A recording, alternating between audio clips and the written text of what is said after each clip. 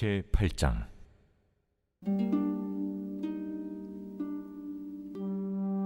나 다니엘에게 처음에 나타난 환상 후 벨사살 왕 제3년에 다시 한 환상이 나타나니라.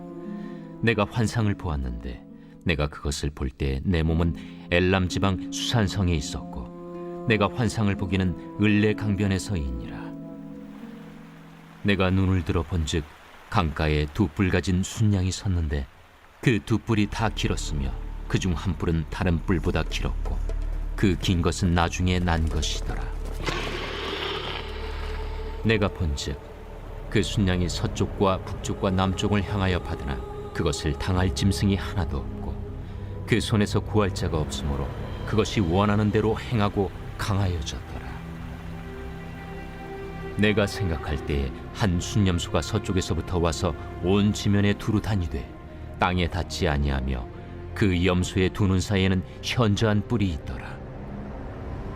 그것이 두 뿔 가진 순양 곧 내가 본 바 강가에 섰던 양에게로 나아가되 분노한 힘으로 그것에게로 달려가더니 내가 본즉 그것이 순양에게로 가까이 나아가서는 더욱 성내어 그 순양을 쳐서 그 두 뿔을 꺾으나 순양에게는 그것을 대적할 힘이 없으므로 그것이 순양을 땅에 엎드러뜨리고 짓밟았으나 순양을 그 손에서 벗어나게 할 자가 없었더라. 순염소가 스스로 심히 강대하여 가더니 강성할 때 그 큰 뿔이 꺾이고 그 대신에 현저한 뿔 넷이 하늘 사방을 향하여 났더라.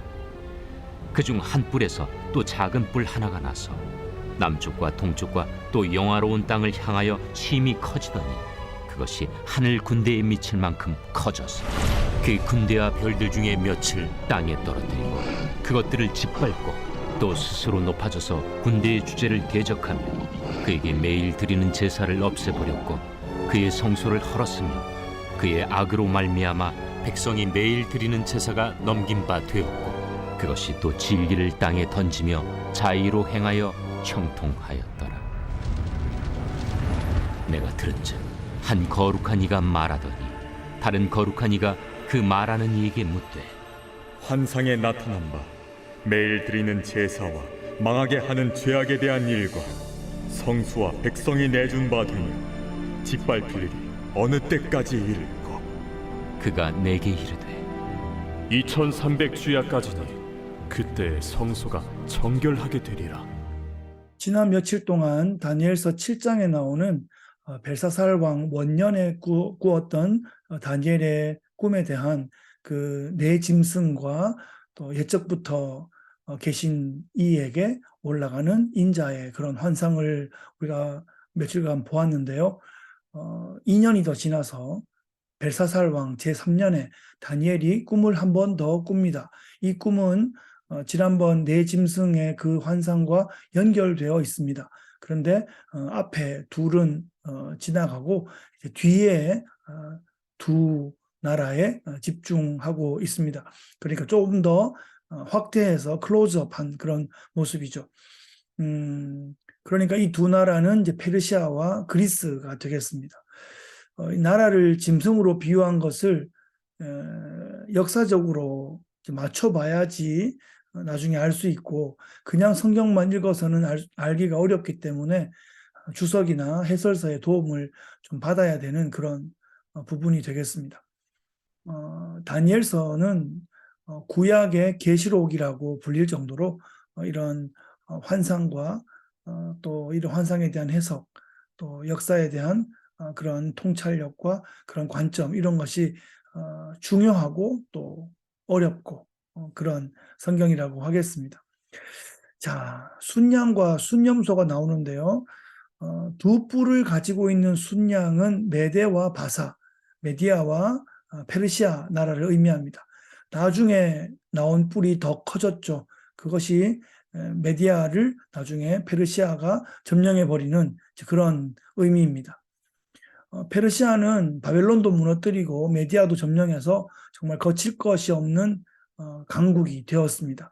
그런데 순염소가 나타나서 무서운 기세로 달려와 이 순양을 쓰러뜨리고 두 뿔을 꺾고 짓밟았습니다. 메대와 바사를 의미하는 순양을 이겨버린 이 순념소는 바로 알렉산더의 그리스를 의미합니다. 두 눈 사이에 큰 뿔이 알렉산더를 의미한다고 하겠고요. 그가 33세의 젊은 나이에 요절한 후에 4명의 후계자들이 분할 통치를 하게 됩니다.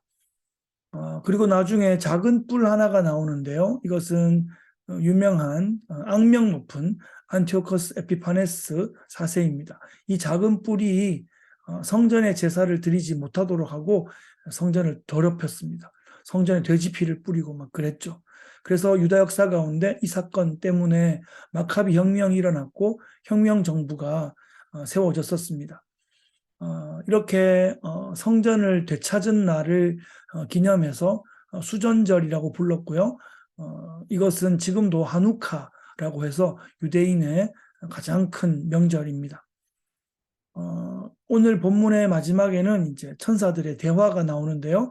주로 시각적으로 꿈의 모습이 나오다가 이제 청각적으로 천사들의 대화를 엿듣게 되는 이제 그런 모습입니다. 이 대화를 통해서 이제 성도의 고난에도 끝이 있다는 것을 알게 되고 하나님께서 심판하시고 회복시키실 때가 분명히 있다는 것을 다시 한번 소망하게 됩니다. 지금 우리 시대를 보십시오. 정치적으로나 경제적으로나 문화적으로나 사회적으로나 여러 가지로 너무나 복잡하게 얽혀 있습니다. 전쟁도 계속 일어나고 있습니다. 세계 3차 대전이 일어날 건지 일어났는지 모를 정도로 아주 복잡한 시대입니다. 코로나가 끝난 줄 알았는데 또 새로운 것이 또 나온다고 하는 그런 시대입니다.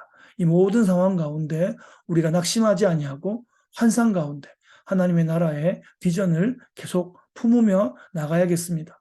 우리가 바로 이 시대의 다니엘들입니다. 그런 다니엘의 자부심과 다니엘의 영감으로 우리에게 맡겨주신 시대를 이기며 나가시는 주의 종들 되시기를 예수 그리스도의 귀하신 이름으로 축복합니다.